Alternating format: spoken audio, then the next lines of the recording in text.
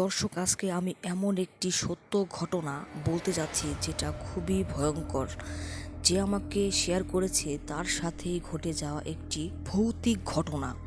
তো চলুন এখন আমরা সেই গল্পটা শুনে আছি। লোকটির নাম ছিল রমেশ। রমেশ কৃষিকাজ করত। তো রমেশের শ্বশুর বাড়িটা অনেকটাই দূরে ছিল, যে কারণে রমেশ চিন্তা করলো তার শ্বশুর বাড়ি কাজ সেরে যেতে অনেকটাই সন্ধ্যা হয়ে গেল। কারণ তখনকার দিনে গাড়ির রাস্তাটা তেমন ছিল না, যে কারণে হেঁটে যেতে হতো। তো রমেশ যখন যাচ্ছিল তখন ঘড়িতে সময় ছিল রাত 1টা কি 12টা। তো রমেশ যাওয়ার সময় যেখান দিয়ে যাবে সেই পাশে একটা শ্মশান ছিল। সেই শ্মশান নিয়ে অনেকেই অনেক কথা আগেও এখনও প্রচলিত আছে। গ্রামের নামটা আমি বলছি না। আর রমেশ তখন যখন একদম শ্মশানের কাছাকাছি এলো, তখন সে খেয়াল করলো কোনো লোকজন নেই। সে শুধু একা ছিল। শ্বশুর বাড়ি যাওয়ার জন্য সে মিষ্টি এবং দই কিনেছিল। যখনই সে শ্মশানের কাছাকাছি এলো, তার কাছে মনে হলো কোনো কিছু যেন তার পিছু পিছু আসছে। তখনও সে থামলো না, চলতেই থাকলো। তবে বলে রাখি, রমেশ টুকটাক অনেক কিছুই জানতো, যে কারণে তার ভেতরে প্রথম অবস্থায় কোনো ভয় ছিল না। সে দেখতে পেল একটা কালো বিড়াল তার পিছন পিছন আসছে। সেই বিড়ালটি রমেশের পায়ে বারবার আঁচড় কাটছে পিছন থেকে। সেই বিড়ালটার হালকা ছায়া। বলে রাখি, তখন ছিল আমাবস্যার রাত। চারদিকে ঘন অন্ধকার ছিল, যে কারণে বিড়ালটাকে পুরোপুরিভাবে দেখা যাচ্ছিল না, কিন্তু তার কিছুটা ছায়া, মানে হচ্ছে সেই বিড়ালটার হালকা আবছা আলোর মতো আর কি দেখা যাচ্ছে। তো রমেশের পায়ে যখন সেটা আঁচড় কাটলো, রমেশ পিছন ফিরে হালকা তাকালো, কিন্তু সে দেখতে পেল কোনো কিছুই নেই। আর কোনো মানুষজন তার আশেপাশে, কোনো বাড়ি ঘর কিছুই ছিল না। একদম জনশূন্য একটা জায়গা ছিল যেখান দিয়ে রমেশ যাচ্ছিল। আর রাস্তাটা এমন ছিল যে ভাঙাচোরা রাস্তা ছিল, দুই পাশে একটু জঙ্গল ছিল। দিনের বেলায় লোকজন চলাচল করলেও রাতের বেলায় তেমন একটা লোকজনকে দেখা যায় না। যখনই শ্মশান কাছাকাছি চলে এসেছে, তখন রমেশ দেখতে পেল একটা লোক তাকে হাতের ইশারায় ডাকছিল। যখনই হাতের ইশারায় ডাকছিল, রমেশ তখন ভাবলো যে এত রাতে কে হতে পারে যে শ্মশানের কাছাকাছি যে রাস্তাটা ছিল।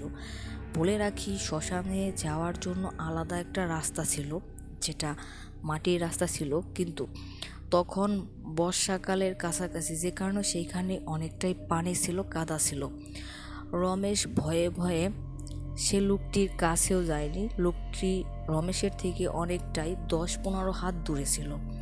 তখন রমেশ যখন ওখান দিয়ে যাচ্ছিল, আসলে দর্শক, আমার বলতে গিয়েও অনেকটাই ভয় লাগছে। যদিও যখন বলেছিল তখন ওনার মুখ থেকে শুনেছি, তখনই অনেকটাই ভয় লেগেছে, তো আপনাদের সাথে শেয়ার করছি। তারপর রমেশ যখন তাকে 3বার নাম ধরে 2বার ডেকেছে যে রমেশ এখানে আয়, আমি খুব বিপদে পড়েছি। আবার দ্বিতীয়বার যখন ডেকেছে তখন আর একটু অস্পষ্ট ছিল। তারপর রমেশ ভাবলো যে হয়তো মানুষ কোনো বিপদে পড়েছে, এত রাতে হয়তো মাছ মারতে এসেছে, সে হয়তো বা কাদায় পড়ে গেছে, যে কারণে রমেশ তার কাছাকাছি চলে গেল।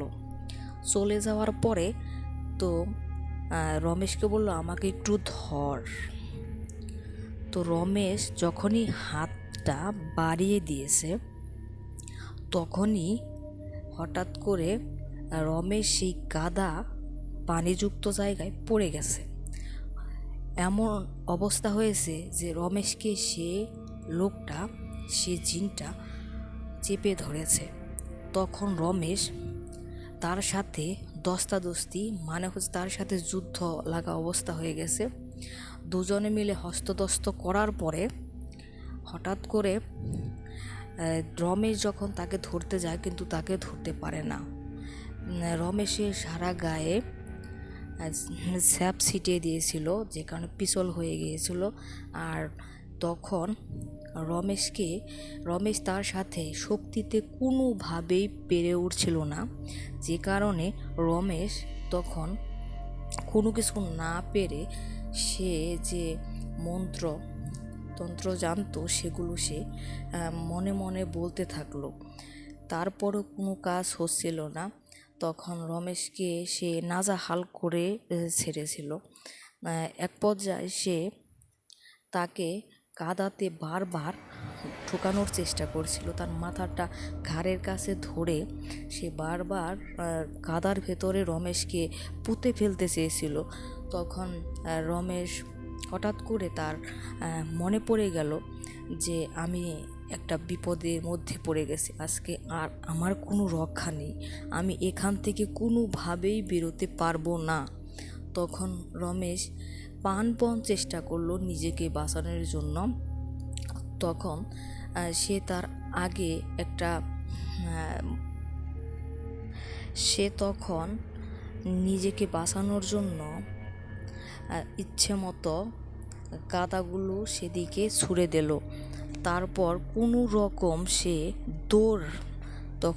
দৌড় দিয়ে সে রাস্তায় উঠে গেল। রাস্তায় উঠে সে এমনভাবে দৌড় দিল, বলতে গেলে সে পিছনে কে আছে না আছে সেটা আর দেখলো না, যে আজকে তো আমার জীবনের শেষ দিন, আমি আজকে মারাই যাব। সেইভাবে সে দৌড়াতে শুরু করলো।